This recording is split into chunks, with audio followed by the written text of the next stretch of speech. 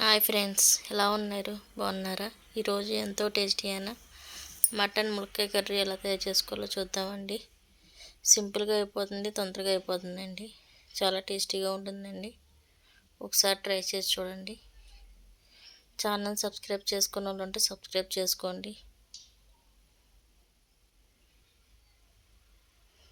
ముందుగా ప్యాన్ తీసుకుని ఆయిల్ వేసుకోవాలండి.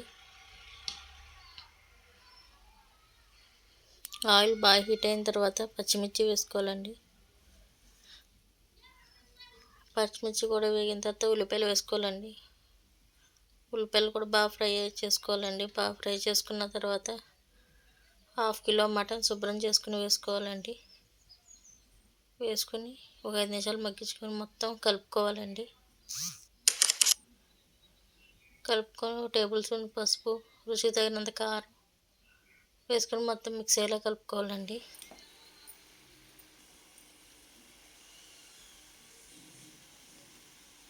ములక్కాయ ముక్కలు కూడా వేసుకోవాలండి.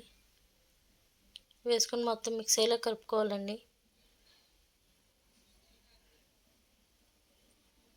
కలుపుకొని ఒక 5 నిమిషాలు మగ్గించుకోవాలండి. ముందుగా నూరుకున్న ముద్ద మసాలా, ధనియాలు, జీలకర్ర, లవంగాలు, దాల్చిన చెక్క, అల్లం వెల్లుల్లిపాయ అన్నీ కలిపి ముద్దగా చేసుకుందండి. ముద్ద మసాలా వేసుకొని బాగా 2 నిమిషాలు ఫ్రై అయిన తర్వాత వాటర్ వేసుకొని 2 నిమిషాలు ఉడికించుకొని కుక్కర్ విజిల్ పెట్టుకుని 4 విజిల్ రానివ్వాలండి.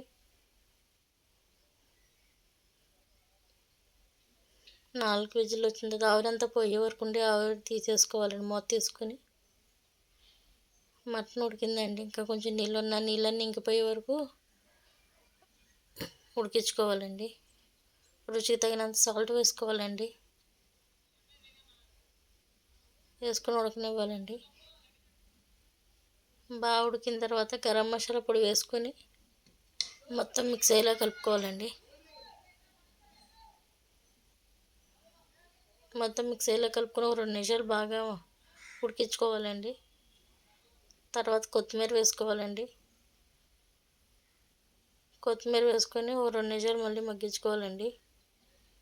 అంతేనండి, ఎంతో టేస్టీ అయిన మటన్ ములక్కాయ కర్రీ రెడీ అయిందండి.